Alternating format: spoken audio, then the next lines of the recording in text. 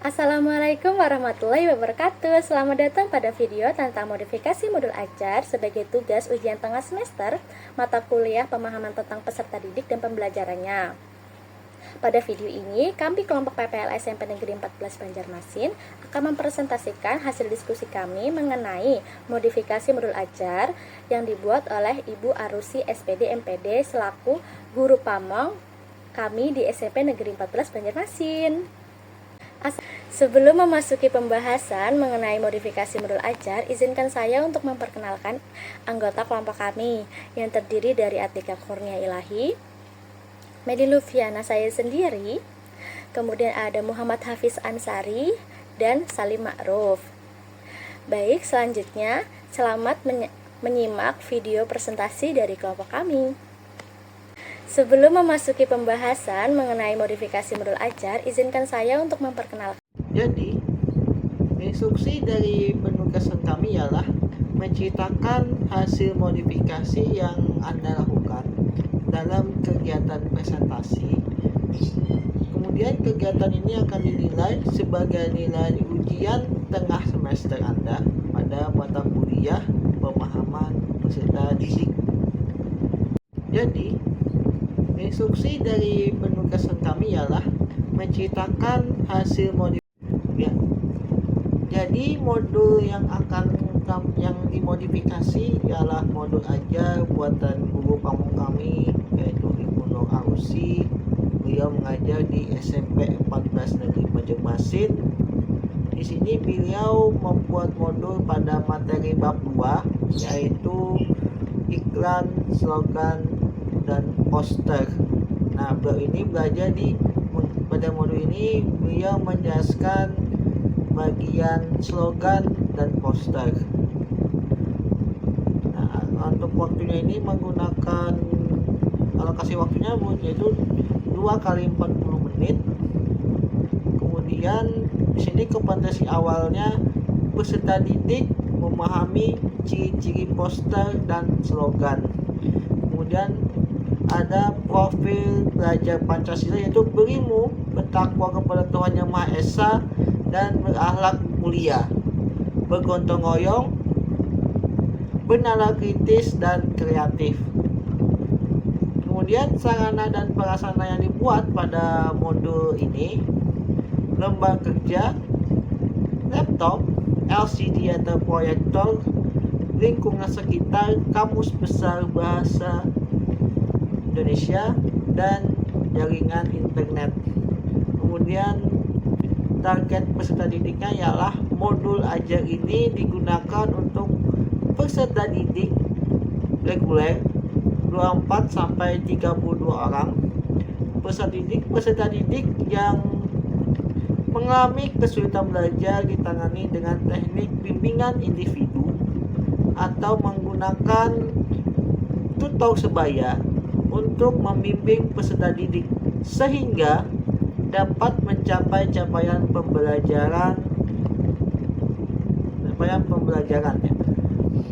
Kemudian modul pembelajaran itu scientific.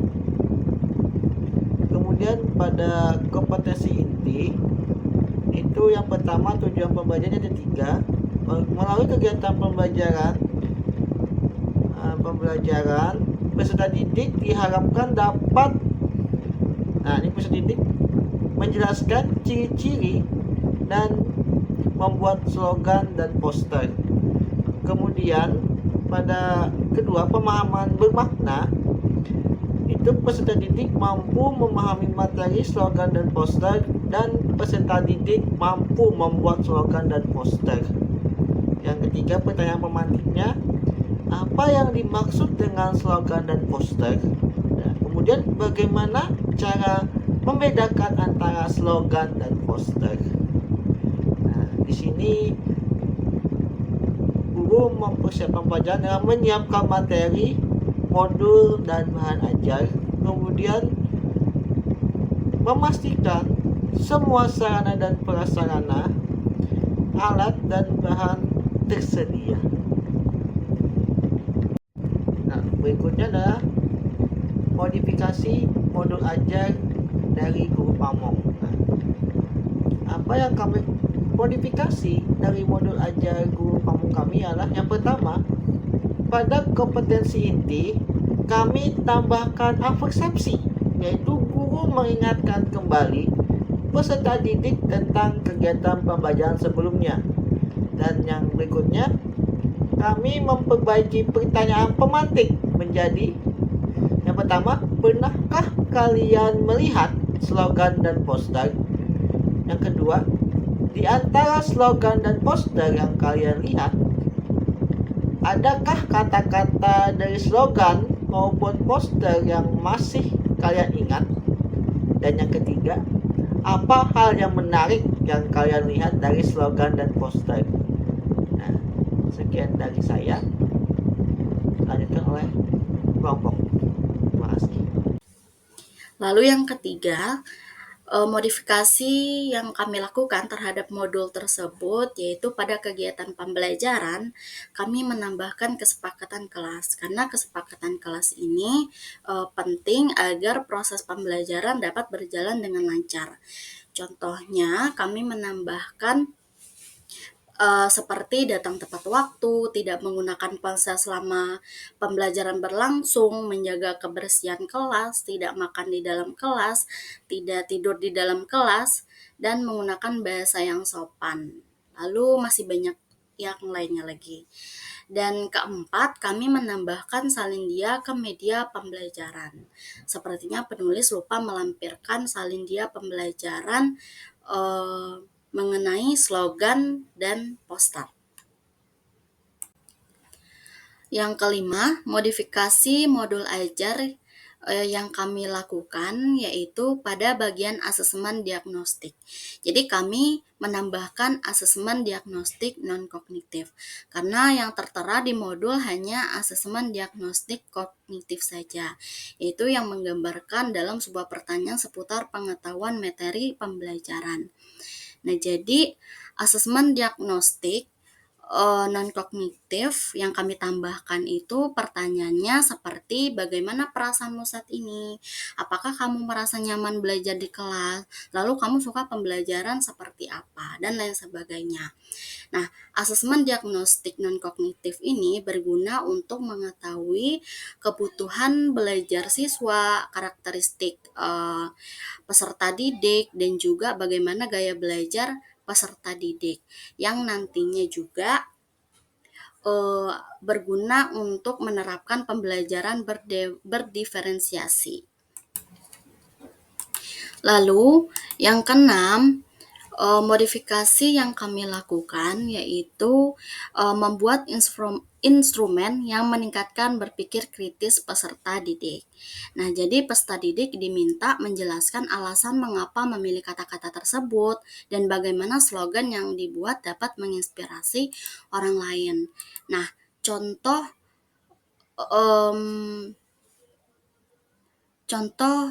pertanyaan pada modul ajar sebelum kami modifikasi yaitu apa pengertian slogan dan poster, apa perbedaan slogan dan poster, lalu yang ketiga pesan apa yang terkandung dalam slogan di atas.